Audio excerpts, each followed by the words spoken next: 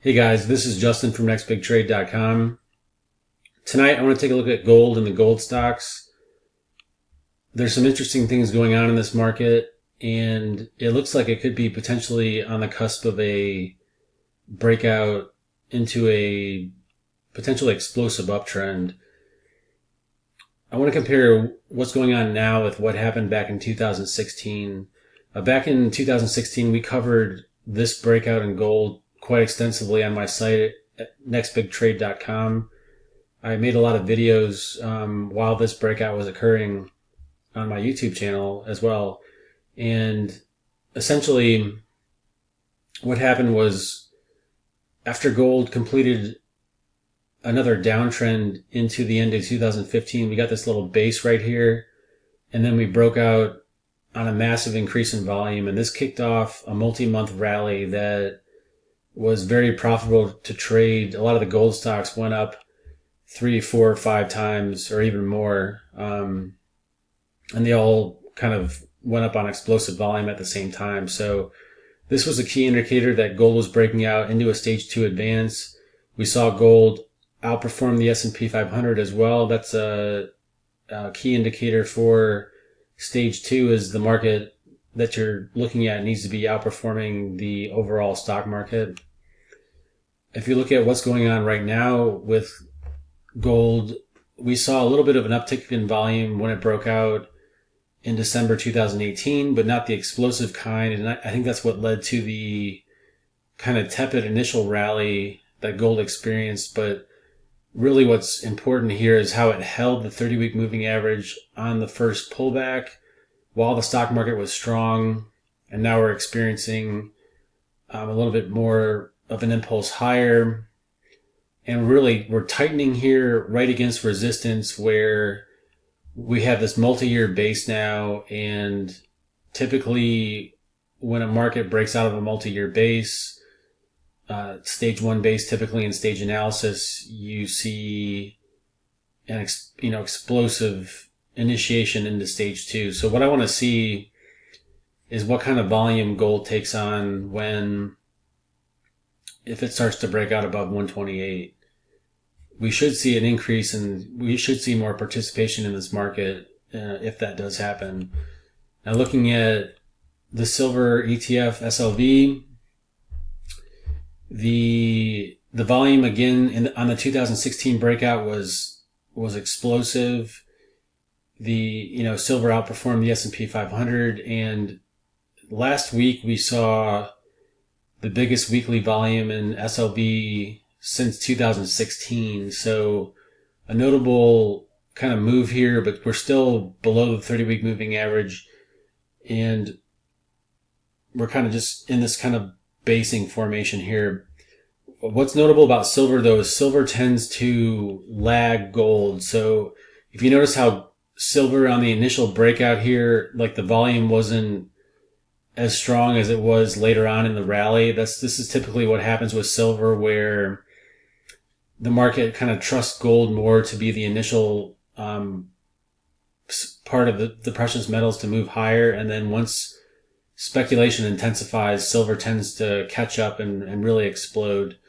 And that's exactly what happened in 2016. Now looking at the GDX to GLD ratio, in a gold bull market, you want to see the gold stocks outperforming gold. In a bear market, usually the gold stocks underperform gold.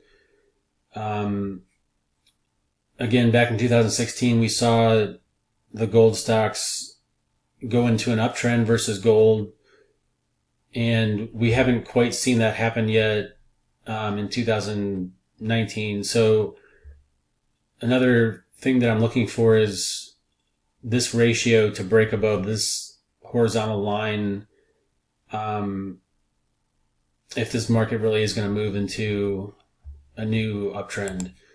Now looking at some of the gold stocks, there's 2 gold stocks in particular that are really the dominant mining stocks now in the gold mining sector, especially considering what's happened recently where they've merged with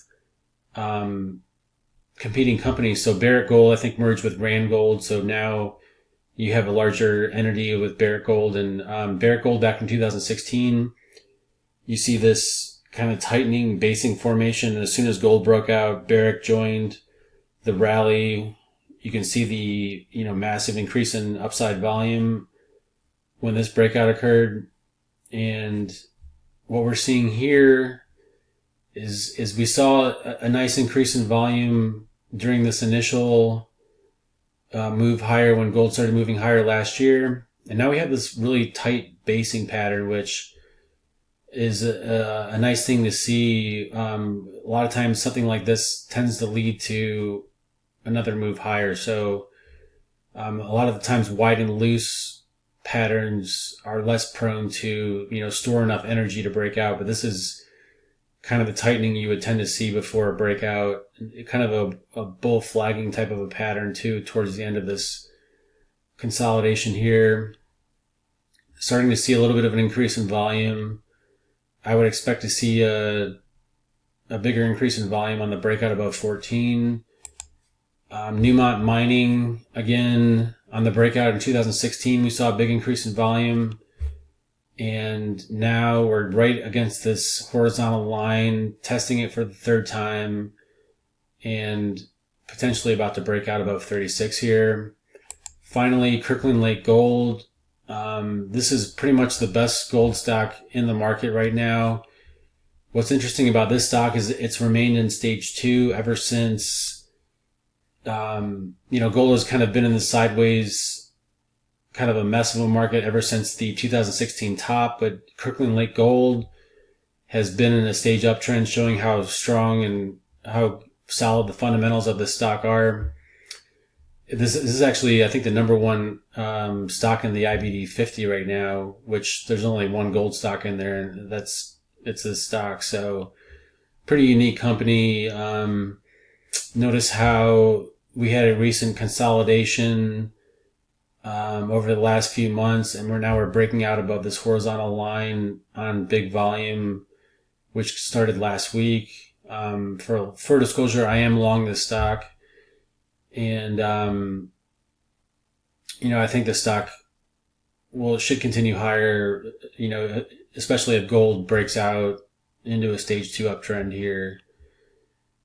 So overall, I think we're at a critical kind of juncture in gold. I'm watching this sector very closely, and really I want to just keep checking the volume to see what's really going on, and we should see a lot more activity in these stocks if they start breaking out above these horizontal lines.